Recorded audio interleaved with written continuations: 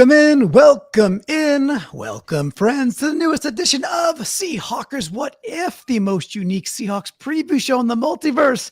And we're coming to you live because, gentlemen, this is a shortened week. We get off the thrashing of the Saints 44-13. We got to pack our bags, head to the desert, and cover this game. And boy, oh boy, I'll tell you guys in a second. I'll tell you right now, I've been listening to some Cardinals podcast. They are not in a good way. They are not feeling how we're feeling. Adam, I know it's early morning for you. How are you feeling, bud? Well, it's early for me. It'd be mid-morning for most. But, yeah, man, we just mollywomped the Saints. That was a good time. And now we've got a Cardinals team that isn't exactly hitting on all cylinders, but there's still things to pay attention to regarding their season and their team and the type of fight that they can bring to us. Phil, I know you've gone over the cards here quite a bit, and as always, you've come up with another killer theme for our What If show today. How's it going first, and what do we got? It's going great. Getting ready to go down to Pullman with our high school soccer team. So excited we can do What If. Excited I was able to watch this game. It feels like I just watch the Niners every single week. So whether I like it or not, when I do these previously, we go back and watch them versus the Niners. So at least it's a standard that's kind of staying there to learn from as we follow the Niners, who they play. Yes, the Cardinals lost in the end to the Niners. I thought it was bad, but maybe it's not. I'm not really sure what I think of the Niners either. But I'll talk a little bit about what I saw from the Cardinals defense and offense in the match. It started out with, Sweat and the edges were winning pretty good against the tackles of the Niners, I thought, in the beginning of the game. Mac Wilson on defense, fantastic player. I'm very impressed with what I've been seeing from him. He seems to be everywhere, tackles well, plays with a lot of emotion. They did give up 282 yards in the passing overall, 73 on the run. They're pretty consistent on that with a 5.7 yards per play total. They bottled the 49ers, what is proving to be a bad running game. McCaffrey's still a really good player, seems to be in the passing game. I'm not sure if it's him or the blocking, but the Niners never get to the 100-yard overall, but they did bottle them up pretty good. Pearsall was getting open quite a bit. He was also making some contested catches. He's a pretty good player, but I feel like, Mac Jones' best thing was just chuck it to Pearsall and let him find his way. CMC was open for a lot of dump-offs, and he made some downfield catches as well. The backup DBs weren't as dreadful as I thought they were going to be. I mean, their defensive backs were all pretty well banged up. They had a bunch of guys in. I thought there'd be people open throughout. I kept looking back there.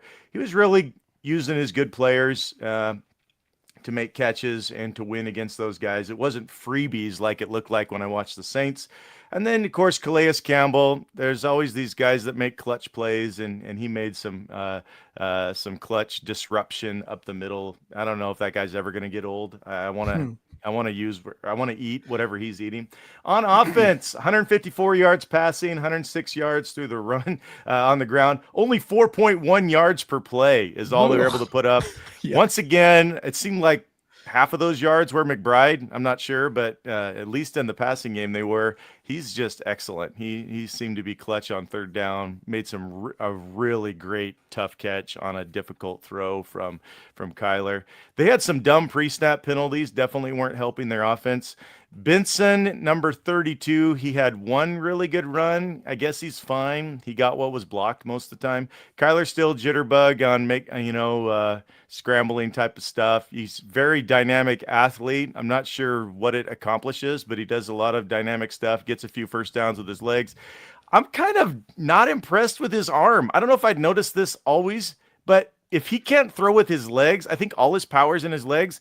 If he has to just use his arm like off platform, he has to like really swing that thing like he's David trying to take down Goliath with he just really has to whip that thing to get the ball to go anywhere. I don't know why I'd never quite noticed that before. Harrison dropped one wide open ball. He also got open again and caught it the next time on the same play.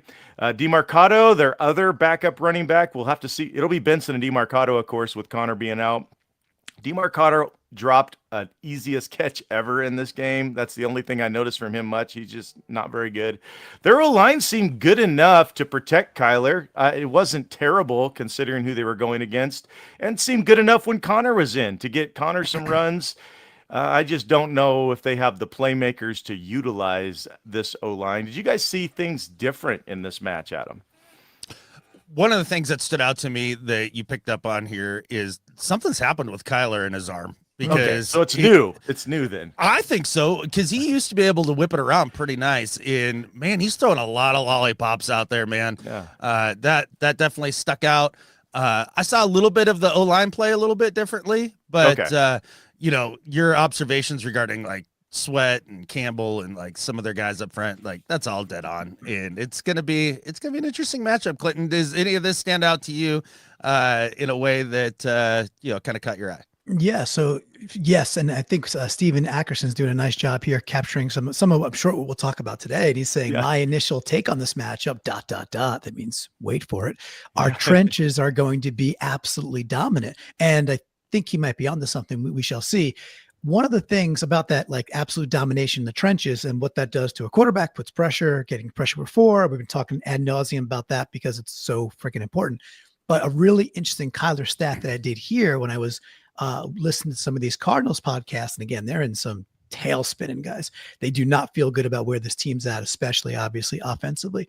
That when Kyler Murray is clean, when he's not pressured, he's got like the fourth worst like air yards. It's all check down when he's clean. Yeah. And then when he's rushed, when he's scrambling, he's like 30th in the league. He's airing it out and taking big risks when pressured. And he's super, super conservative, or the game plan is super conservative when they're back in zone. Just really an interesting nugget. That's like he gets into desperation mode when he's on the run. I don't know if that's scheme. I don't know if that's Murray. I don't know if the arm factor that Phil you're bringing up and Adam you're seeing. I'm sure we'll discuss. So that is what we'll get into, all of those things, guys. We got a couple of super chats. If it's okay with you, I'll get to those before we get rocking. So we of course have Ryan 911, our executive live producer, coming in with the $9.99 super chat. He's got his wish, by the way. If you don't know what wish stands for, that is what if Superhawk. And he says, wish that we stack some wins over the next several weeks. Go Hawks, Ryan. I think we could all get behind that. We got Marquez Milligan, a member out here on YouTube as well, with a $10 super chat. What if the Seahawks O-line allows us to flex our run game muscles against the Cards front seven? Wouldn't that be nice? So I'm sure we'll canvas all those. We love the super chats. We love all the great comments. Appreciate everybody a ton. So, Mr. Phil, I think we're ready to rock and roll and get into our theme. What do you say? Well, we're heading to the desert. So the theme is going to revolve around being in the desert. I had ChatGTP make me up a little, we got our bird signals there clashing in the desert. There's a desert duel.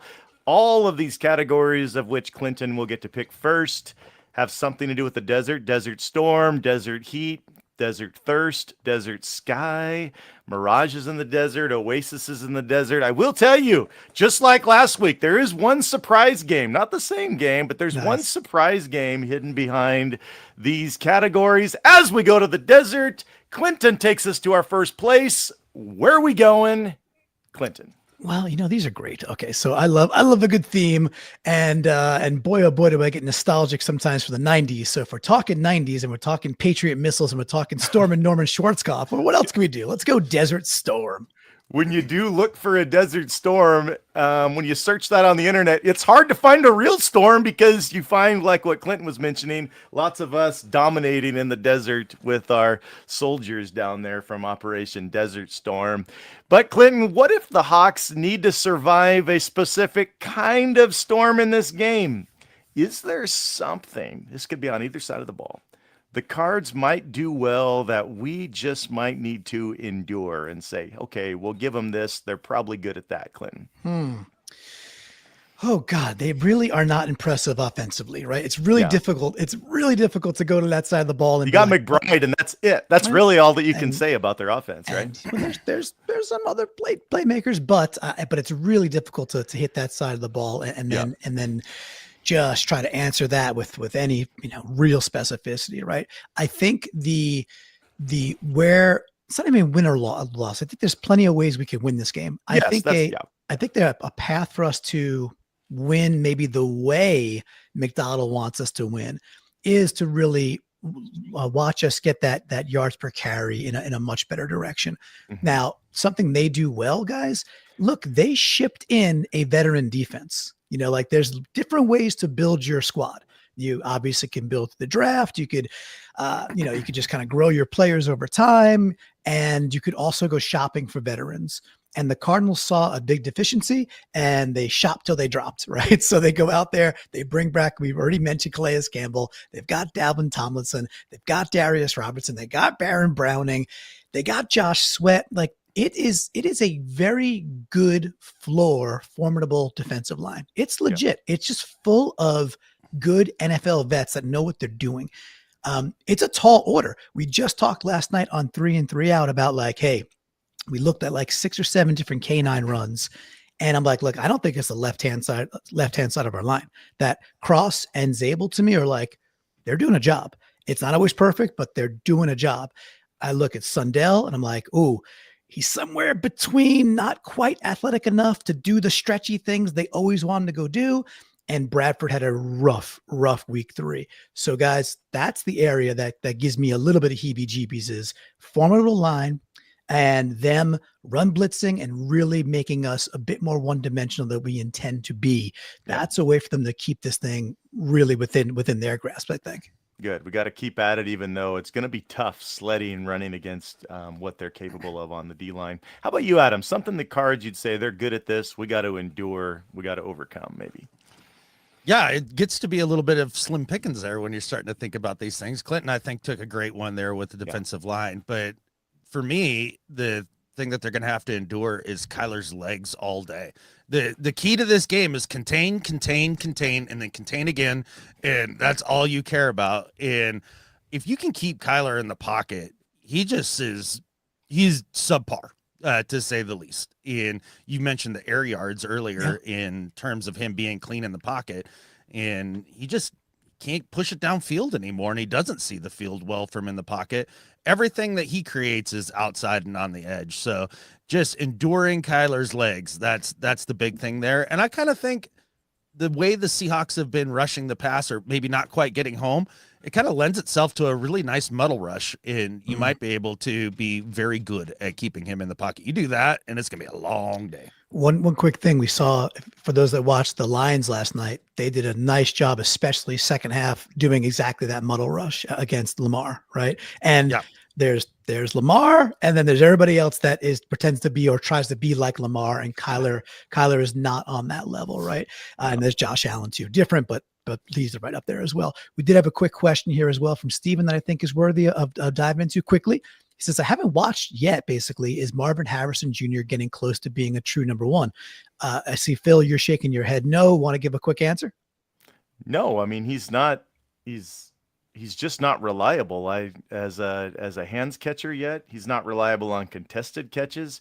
I've seen him be able to get open. Now, I can't totally blame everything on him because Kyler has Kyler issues, but I see Kyler getting the ball to McBride and McBride making lots of catches. I see Kyler trying to go to Harrison and Harrison not winning. So I would like my number one to win in big moments. He's only got 10 receptions on the year, for 100 some odd yards. So look, that's through 3 games. That's just not quote unquote true number one territory. He gets there, the volume of well, McBride does too. He gets the lion's share of the wide receiver looks. Yeah, that's right. But if you're asking if he's kind of like at the JSN level this year, no, he is not. So we want to say a little what's up to Smoke Hawk there. Another member out in Discord saying, let's go Hawks. What up, Smoke? How you doing, bud? Good to see you. Adam, you have 5 choices. I've had time to think about it. Where are we going? I did have time to think about it. And the desert stresses me out because there's never any water there, and it freaks me out when I'm hanging out in the desert. So let's go with thirst, because that's my biggest thing that I fear dying of when I'm out in the desert. That's right. Not the rattlesnakes, but the thirst. No, okay, that's it. Rattlesnakes are number one. Let's not get it twisted. We could have done rattlesnakes just for you, but I didn't want to see you, run away from the screen. I would have. You can mess with me whenever you want, Phil. Like, it's all fair game. Yeah. Okay. Adam, what if you give me one thing you're really thirsty to see our Hawks? We talked about a concern of their storm. You're thirsty to see our Hawks accomplish in this particular matchup. No, not down the road. Here in 2 days on Thursday night, you're thirsty to see it, Adam. I want to see the yards per carry in the run game get up to at the bare minimum over 4 yards per carry.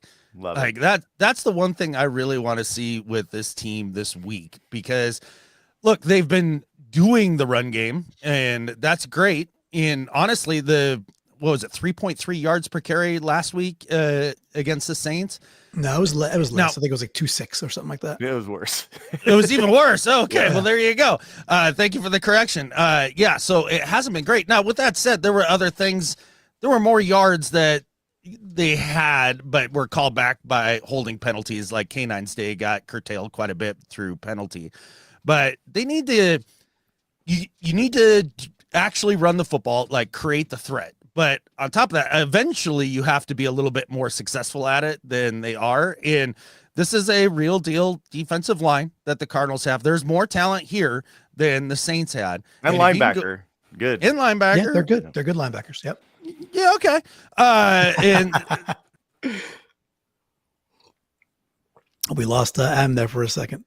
I don't know. Adam, I don't know why. You're still Adam's here trying to audio fix wise, his so but we can hear him. Yeah. Oh, okay. You can hear me? All right, great. Finish your thought So, and then Yeah. yeah. So ideally, if they can get that running game going and actually put on film the success of it, it's only going to help Sam Darnold in the passing game more going forward, week after week. This is a place that you really need to kind of just put it on tape to keep the fear in opposing defenses that you're going to run it down their throat.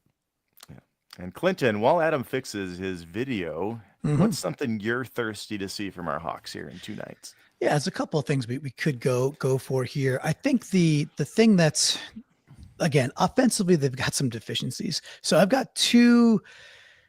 I'm going to save one thinking that I could talk about this later. So I'm going to go out to like their wide receiver matchups versus which for us is like this emerging DB room. Like, I know sometimes John Schneider takes arrows for different moves, and I could be critical about draft picks, et cetera, et cetera. And I could also, like, stuff can be two things, right? And I could look back and be like, holy crap, them acquiring Josh Jobe last year, like before the season starts, and then acquiring Kendrick and plucking him off the Rams this year. While Love, maybe we don't know yet. We're going live Tuesday morning. We don't know reports yet. We'll see if Love comes back. We think Witherspoon will come back. We don't know. We don't know about Eamon. We don't know what's up there. Yeah. This wide receiver group, guys, between Zay Jones, who just got concussed, he's actually out. We talked about Marvin Harrison Jr. You got Michael Wilson, who's okay. You got Greg Dortch, who's being used as a gimmick guy. Wilson has 3 catches on the year. Zay Jones has 3 catches on the year. Greg Dortch has a couple, but they're all around the line of scrimmage. Yeah. There's just not a lot there. So can we make this Cardinals team extraordinarily one-dimensional, which is like, okay, you got the Trey McBride show, and then you're going to try to run the ball with Trey Benson. Okay. I think if one thing we could dial up and just see is just like absolute, different worlds of level of talent when it's like our DB room and Macdonald's scheme to confuse Kyler versus what is a very, very pedestrian wide receiver group. They haven't had success all year. I would love, what if they even had the worst game so far, where it's like they have nothing going on the outside besides bubble check down crap, and we rally and we tackle well. That would excite me beyond belief, Mr. Phil. It's very possible. And I would I love agree. to see a lot more of that. Okay, we still can't see Adam, but I think we can hear Adam. But Clinton, I'll just be the man in black. How's that? you look fantastic this way, Adam. This is an improvement. Let's not get it twisted. Clinton, Heat, Sky, Mirage, or Oasis? Oh, let's stick on the 90s theme and go with the rock band, Oasis. Oasis. Lisa is thirsty for JSN to keep going over 100 yards. Let's go to Oasis. They're out on tour again. Yes, they are. What if you give one stat or happening? You're out there in the desert. You've been there for a while. You're looking forward to finding Oasis, a nice, happy, peaceful spot to chill a little bit. What if you give one stat or happening that'll help us know it's a good and happy day for us in the desert? I know no injuries would be one, but could we try something else? Yeah. No, I always love. Thank you for asking numeric type things. I love my numerology, Mr. Phil. Yeah. And yeah, the one that I think portends to a very good day is something like Sam Darnold under 27 pass attempts. Oh, I know that might be really particular and like, well, why? I just think it means we're like, look at last week, 14 of 18. So highly successful when we had to throw the ball. Sam was great early, clutch. You could be clutch early, and he was spinning out of things, getting clutch third downs in that first drive. If we don't have to throw the ball all over the yard, I think we can throw the ball against this team.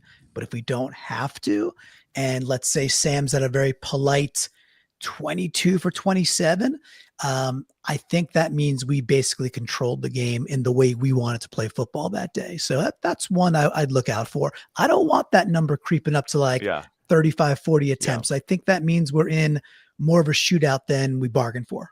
And we kind of changed our approach. I don't like that. Yep. One correction.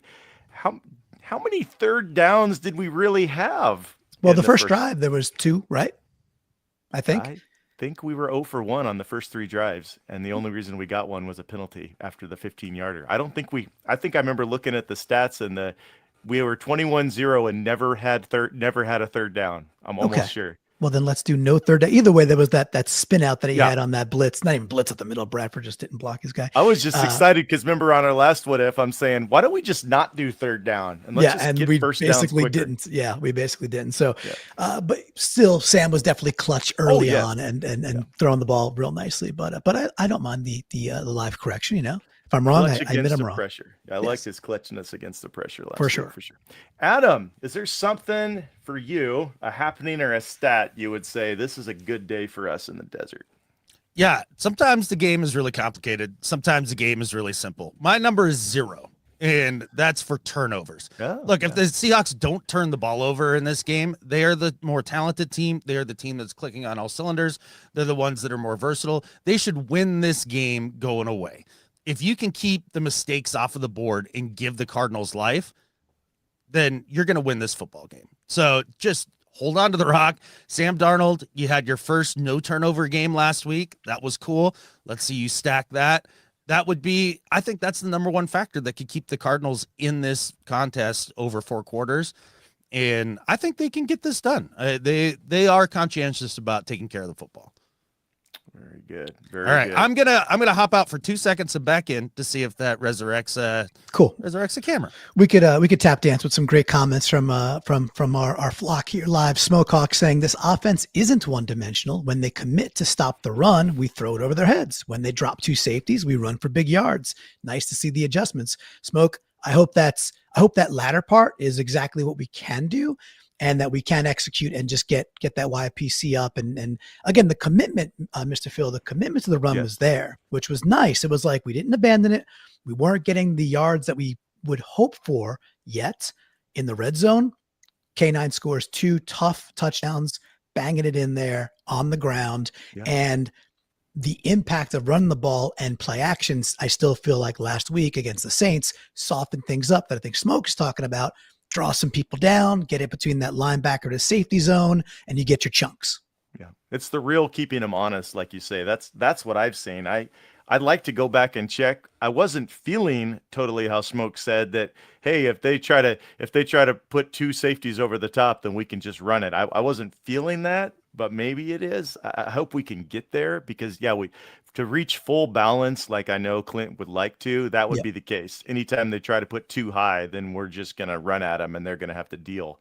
I think we can get there. I think we have the personnel to get there. I don't know about Oots playing this week, if anybody's heard, but haven't heard yet. Again, still morning time in the PNW while we're live, and we're happy everybody's with us and enjoying a live What If. And we got Living the Good Life. He's a member on a Discord with us as well. So what's up? He says, if Kyler has a bunch of pass attempts, that bodes well for us because we're stopping the run and forcing him to throw. There could be a lot of reasons. They could be down early. We've been putting teams behind the 8 ball, which has been, obviously Saints was, I'm not sure we'll see that again for another 10 years, but that was cool. I think Living the Good Life's got a great point here. It's almost the exact opposite. If Kyler's sitting there 35 plus attempts, I think that is a good indication that they're off balance, Mr. Phil. And look who we have back just in time. Made it. He could see us all along, even if we couldn't see him. But now we're going to see where he goes from the 3 choices left: Heat, Sky, or Mirage in the desert. Let's go with Mirage. I want to see some magic here. Let's go. Mirage, you have found today's game. I don't know if I'll do this every time, but if it... Ooh, look at this thing. Is this like a daily double? Hold on, like, I need to get an effect. Let's see if I can find an effect real quick. We did a game. Let's see. This says into space. That's not exactly what I was going for, but it's okay. All right, Mr. Phil, what do you got for that our was game? I would say well played, but I'm not sure that's the right. That was weak. That was weak. How about You're this? seeing mirages. Here's what I'm going to say. I've got some lists of some things about the Cardinals, and I'm going to ask you if it was a mirage, a maybe, or that definitely matters. Now, before we do that, just to tell you who they played the Saints and won 2013. They played the Panthers and won 27-22. They lost to the Winers, as we know, by 1 point, 15-16. So, Adam, I'll just quickly go through these. Maybe I'll bounce back and forth. We'll bounce back and forth. We'll start with you, Adam. Their D surrendering 17 points a game. That is very above average. Is that a mirage, a maybe, or does it matter? To me, that's a maybe. I think that number is better than the defenses overall. But I do think with the bodies that they have up front and the talent they have up front defensively, they might be that good. Clinton, how about you? Mirage, maybe, or matters on their defense, 17 points a game. What the hell is going on? We can still hear you, Adam. And you're kind of back. Actually, if you're back, you want to test it out real quick? All right, he's figuring it out, folks. It's okay. We're doing it live. So I'm going to call this one a mirage, Mr. Phil. 17 points, only giving up 17 points. Sounds really crisp on paper, but I've got 4 words for you. Ready for these 4 words? Yeah. Panthers, Saints, Mac Jones. Okay, yeah. So 17 points, sure. Let's see what that looks like when it's not, when it's not JV time or Panthers week 1 and stuff like that, or maybe it was Saints week 1, whatever. But Panthers seem to get it together this week against the Falcons, which was just weird, and put up a 30 spot. I think it's more mirage than it matters. So I think it's closer to that. So I'll go mirage. Adam, are you back? I think so. Okay. You look Kyler back, Murray. you feel back. Kyler Murray, only 165 yards passing per game. Is that mirage, maybe, or that matters? That's who he is. That matters. And we saw when things fell off for Russ when he ended up going to Denver. It happened in like a week, it seems like. Like the trade happened and he lost all of the ability that he still had, and it was just gone. And I think that's kind of the way it is for a lot of the smaller quarterbacks. Look, Kyler looks terrible. I mean, he really does. And the arm strength is very concerning. He can still scoot and get out the pocket and all of that. But it just feels like the special's gone with him. And 163 yards a game, I mean, that tracks. And that's against some, as Clinton pointed out, maybe not the greatest teams when you're looking at these first 2 games with the Saints and Panthers. I know the Panthers beat up on the Falcons somehow, like weird NFL things, but yeah, I think this matters, man. I think the bloom is off the desert rose for Kyler. Okay, and how about you, Clinton? I'm going to put this squarely in maybe. I think Kyler's played. I'm always more forgiving on quarterbacks than I think Adam is. I don't think this has been all Kyler's fault, and I think there have been really timely drops by what has been an underwhelming receiving core or the running backs that just can't hold on to the ball out of the backfield. That just might be variance. Like these are professional football players. They've made some mistakes, and you can very easily catch a game where they're catching everything, right? That does happen any given Sunday.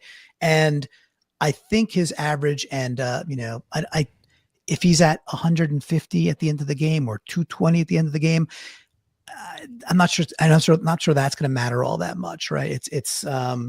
So I'll put it in maybe, Phil. Okay. I think he's been a little better than than the stats play out. Similarly to Sam, we had a comment on YouTube the other day about someone saying like, oh, well, Sam's only got just over 200 yards average per game with only 4 touchdowns and 2 interceptions. So that's kind of squarely mid. Sure. Macro look down at the stats, squarely mid. One click down the microscope, 14 of 18 with basically a perfect game. Yeah. When he had to throw, he was magnificent. So I think the devil could be in the details there. I think Murray's still pretty okay. All right. How about the turnover differential? They're +2, including Kyler being 4 touchdowns and 1 pick. They're +2 on turnover differential. What do you think, Adam?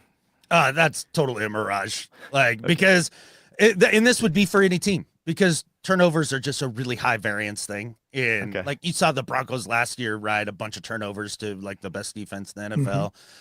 The Bears 2 years before that. And then, the next year they can't keep that going. And that can go game to game as well. So the idea that Arizona's out there with all of their defensive talent, turning people over in not turning the ball over themselves, like, okay, we'll see it on Thursday. It's not something I worry about. That's a mirage to me.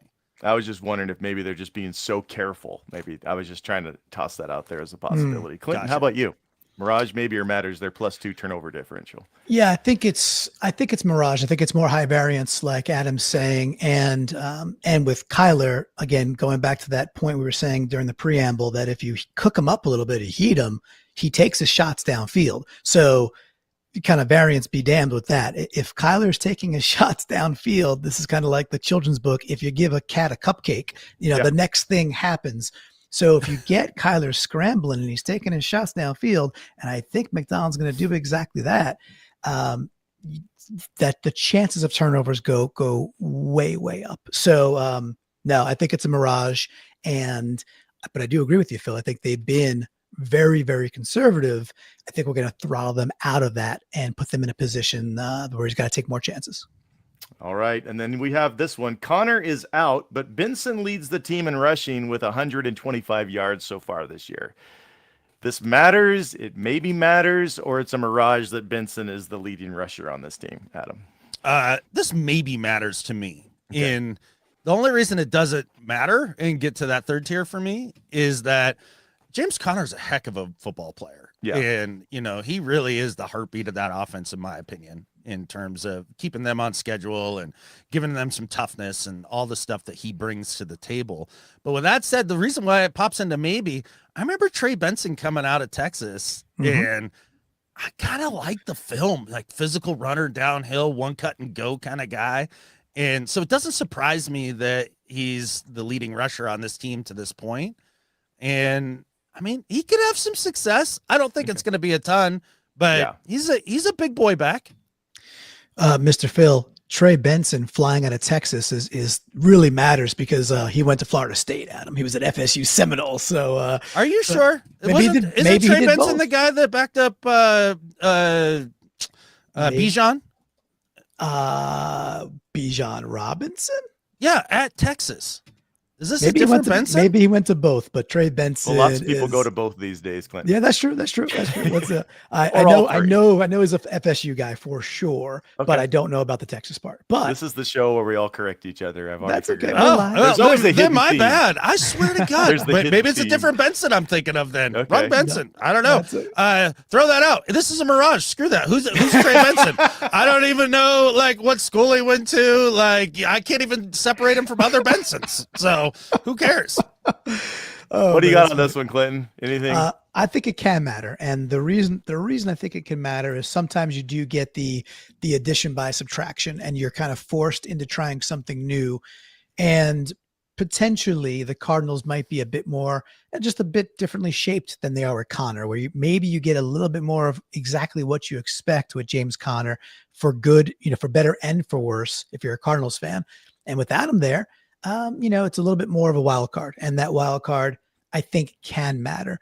Also, Benson at this time of his career, he might be a bit more explosive than Conner. So that juice that you sometimes get when somebody steps up because of injury can matter, and I think it just might in this game. All right, Adam, I gotta try to pick out my favorite. I have too many, and these are too interesting. So let's finish up with this one right here. They're above average in use when it comes to 12 personnel, and they're above average in success when they use 12 personnel. Is that a mirage? Is that a maybe, or that matters in this matchup against us?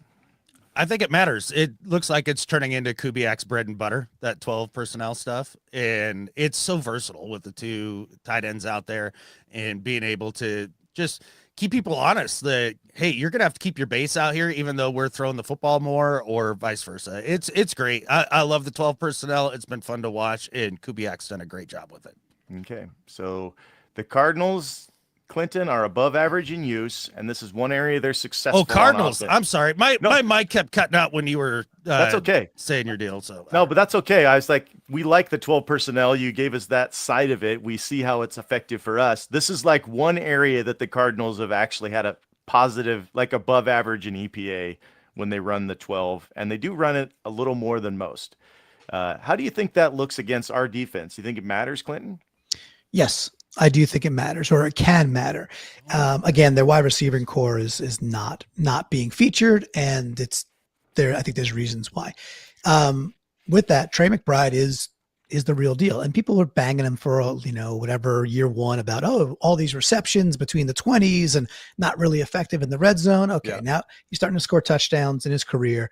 He's a really good tight end. He's very, very good. And it seems to be the kind of outlet, not an outlet pass, but the type of person that Kyler can go to with a lot of consistency, where he's like super comfortable. I don't mean over the middle of the field. I mean things that require like intermediate touch, where I think Kyler is still a pretty good quarterback. And scheme wise, they seemingly are getting him open. Now, again, I think we have the personnel to really smother this offense in many different ways. And that includes shutting this down. But yeah, man, does it matter? I think they're pretty good at it. And I think they're going to continue to try to go overweight with 12 personnel, because why wouldn't you? Like with this makeup of your team, use your best dudes. Trey McBride's their best guy. Yeah. Okay, Clinton, we got two choices left: the beautiful desert sky or the hot, hot desert heat. You know what? Give me that sky. I'll take that off the board. That sounds lovely. Okay. Isn't this something where our two quarterbacks standing there, even with his helmet on, he kind of looks like he's ready to say, I've got my Schwartz. Yeah, I don't know. Clinton, what if explosives in the passing game are impactful? Obviously the Cardinals have not been great at them this year. Where does either team have advantages specifically, you would say, at explosives in the passing game? Maybe I just tipped off too much and I should have just left it all. No, that's okay. I mean, regardless of the tip or not, I think we are heavily favored, if that's a thing for this particular question, more expecting of getting explosives dialed up. Now, this is, again, it's like scheme, right? It's like the way in which Kubiak wants to run this. And we're seeing it more each week, where there are more chunk plays available, more chunk plays accessible, and Sam's being really good with being really timely. An area I'd like to see us, obviously it's been the JSN show and Horton kind of contributing thus far, right, on offense, but a lot of JSN and Horton with some big catches. Cool. Last week we had AJ Barner with one catch, but I think it was for 23 yards, and it was a doozy. Like that was a very beautiful, explosive. beautiful chunk play, just very well schemed up. So I'd still like to see, if we're talking about impact on the game, I'd love to see AJ Barner get throttled a bit more, just a few more. We're not talking like he doesn't need to get 8 attempts his way, 8 balls his way. But if you get a few more his way, I like what it does to a defense also. Make them worry about AJ Barner. He's a legitimate weapon. And then if you got to start worrying about AJ a little bit more, it even opens up the field for your true burners like Horton and JSN, who's just smooth as heck. So I think it's a big time advantage for us. The Cardinals have simply not had that many explosives. And again, defensively, I think we're in a really good position to shut things like that down this year. I think it's a very, very deep defense we're running out there with many ways to shut down explosives. Yeah, and since Kittle didn't play, it's tough to know how the Cardinals would do against a good tight end. The Niners didn't need to. They just went Pearsall all day. Adam, how about you? If explosives are impactful in this game, where do you think either team might have any advantages at all? Okay, well, we can start with the Cardinals real quick because it'll be quick. They have none. Marvin Harrison has not looked like the guy that we were told he was coming out of the draft. And it's not just the hands, like the separation in my opinion, is still a problem. I think he rocked up too much in the offseason and got big. And then the hand stuff, I mean, it's all in the mentals. Like he is having, just concentration drops right and left. He hasn't been good. People have been trying to convince me for years that Michael Wilson is good. Yeah, okay. And then Greg Dortch is a who guy. He's a great special team. I like Dortch in the special teams. Sure. But there's not much that they have as far as an advantage in the explosive passing game, short of Trey McBride, who can get behind you and kind of hit that intermediate zone. But in terms of the Seahawks, I love where Clinton's head at in terms of getting AJ Barner more involved, because there's going to be a point the teams are going to rotate coverage really hard to JSN and trying to shut down his impact on these games as a true number one does. And JSN is proving that. You see how many catches he had with two guys monitoring or near him that last game? Yeah, and that's only going to increase. That's only going to increase. And so if that's going to happen, you need to make them pay in other ways. And obviously, Torrey Horton doing his thing has been awesome, but AJ Barner would be that third leg of the triad there that would really make it so that this passing game is really difficult to stop. So I love where Clinton's head's at there. I think AJ Barner getting him involved more is huge. And he could really be a big advantage for the Hawks in this game, no doubt. And when I wrote this question, I didn't think about it, but I just think the two arms that we're seeing there, the arm difference of the two quarterbacks in this game affects the ability to have explosive plays. Honestly, Phil, I was listening to some other show talk about the game, and they're like, oh yeah, Mac Jones has a better arm than Kyler Murray. And I was like, you okay? And so then I went back and I started watching that game. I was like, oh my God, is that true right now? It's true right now. Like Mac Jones, noodle arm Mac Jones. Like it's crazy. Weird. Do you ever like a little kid, he's trying to throw the long ball and he's just swinging his arm with everything he can to try to get any distance on it. Kyler was doing that. I'm like, I haven't seen a pro quarterback do that in ages. Yeah. And then it's not coming out with a lot of velocity when it's 10 plus yards. We know he's been a 5-yard out merchant like his entire career, but that's literally where we're at now. That's all he's got. It's that. And I mean, he can hit an occasional slant, but it looks bad for him right now. Yeah. If he could step into it, it's different, but he doesn't have that off platform throw like most all today's NFL quarterbacks have. And that's going to be, or like he even used to. Because he used to have a pretty good arm, but that's what I couldn't remember. I was like, is this really him? Okay, we got to get to Desert Heat, though. We got to get there, and I think Adam gets to go first. And we haven't had a chance really to talk about this part. Yeah. Yeah. What if we can bring the heat against Kyler? Where should we expect success with our pass rush? Now, I'll say you can talk about moments in the game or particular guys we want to feast on, but where might we expect success in our pass rush against the Cards, Adam? Oh, there was one dude on the Cards line that stood out to me all game like a sore thumb. I can't believe that this lines up so perfectly with your question because I wanted to talk about this. Okay. Jonah Williams is a dumpster fire at right tackle. he is so slow.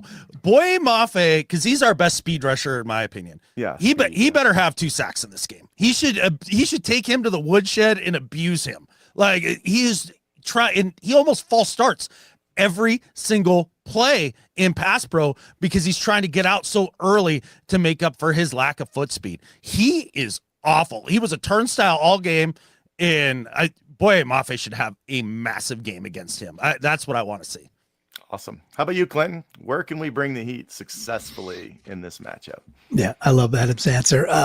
Look, we could bring the Heat exactly where we have been bringing the Heat. And we've gotten pressures on the outside with Mafe and Hall and a lack of sacks. And with that, the middle has been doing exceptionally well. I always like to call it like crumple zone pressure. So between Reed being just a bigger and stronger human than most people out there, Leo Williams putting up what should be, should have been a Pro Bowl, if not all pro year last year. His early campaign this year is looking very similar. And then Byron Murphy's emergence as like a true stud.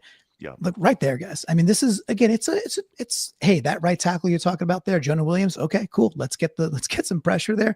But this is a okay Cardinals line. Again, you look at their team in totality, especially on offense, and it's not pitching with blue chippers. It's just not. You've got a smattering of pretty okay to somewhat good offensive linemen. Not even sure if Paris Johnson's going to play. He missed last game. It's a short week.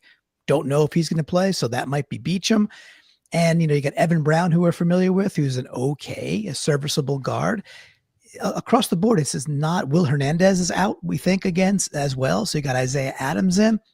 It's just okay, guys. We should be able to eat exactly where we have been, which if you get pressure over the nose through the 1 and your 3 techniques, I don't care who you are. It doesn't matter. Your quarterback's in trouble, and I think we'll be successful there again. Awesome. I'm looking forward to it. I think we're all looking forward to watching our D-line, and that's fun to be able to say every week right now. Yes. Lisa Carlson, heck yeah, boy. 2 sacks from your lips to the football god's ears. Let's do it. Let's do it. And speaking of our flock, Lisa, we do need to get into our wishes from our co-hosts here. But first, we want to hear from our Discord. How do people become a member of the Discord, Adam? Oh, you go to getintheflock.com, sign up for the Patreon tier of $3 a month, and you get in the Discord. And is there a better value in all of entertainment? I don't think there is. At $3 a month, like the amount of good times you're going to have, especially on game day, going back and forth with all of the amazing 12s there on the Discord channel, on the game day channel. I mean, it's worth $3,000 a week? Probably, and we do it for $3 a month. Yeah. It's a great value. So go to getintheflock.com, hit us up on the Patreon, get in the Discord. I dare you to do it with a frown. Can't be done. And if you like us, hype the show, like the show, share the show. We like all that. Oh, yeah, there's that hype thing at the bottom of the YouTube now. I have no idea what it does, but, I mean, give us some flavor action. Be like, yeah, boy, and hit that button. Hyping is fun. We like you to do it. But if you are in our Discord, it looks kind of like this. I grabbed some screenies of what's going on in our wishing well. Flocker's got to put in wishes. Josh always gets after it. Josh wishes the Seahawks defense gets 3 sacks. I hope they do. Wish from Design Pete's Beach House, Amy. We continue playing complementary football with all 3 phases clicking. JSN Jiggy with it. Wish at least 2 sacks of Kyler. Okay, we better get at least 2. Amy again. 2 sacks of Kyler sounds like a grocery list. we kind of got off the rails here. Then I put this guy 3 feeling good. He must be a wonderful human. I'm not sure, but I'm a fan. Instead of leaving the quarterback a clean pocket, let's collapse the pocket quarterback. And so Golden Hawk Brandon, he put a lovely pick in there of Kyler in someone's pocket, which I thought was pretty clever. Bunny, he fit. He does. Yeah, fit. He'd fit. Yeah. He's like a pamphlet.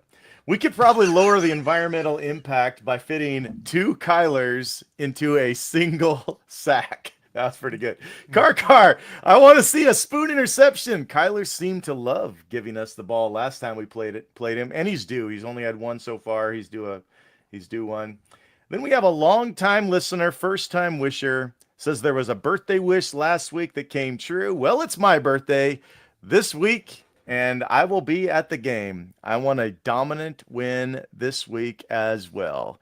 Would be nice. I don't know if we're even the favorites according to Vegas right yet, but a lot of our fans are hoping for dominant. Their fans are just hoping to survive without being embarrassed. So maybe fans are thinking different than Vegas, Clinton. Yeah. So, I mean, first and foremost, happy birthday to USMC Hawk 12 in our Discord. And we love that. Last week was Josh Tehuman basically got his wish completely. I forget what it was, but it was basically like blowouts or stuff like that. But yeah. Josh nailed it. So let's keep the gift giving and the wishing well a thing, Mr. Phil, with the birthday for UMC Hawk. So yeah, I'm excited, man. I know we got to get to our wishes. So I think it's time. I think I got a doozy queued up for us. We're ready. We're ready for Clinton's wish, his what if Super Hawk for this week. I got my pin out. I'm ready to write it down. Oh, I was going to mention last week we didn't have wishes come true. We did not have wishes come true, but you guys both picked wins, so that was good.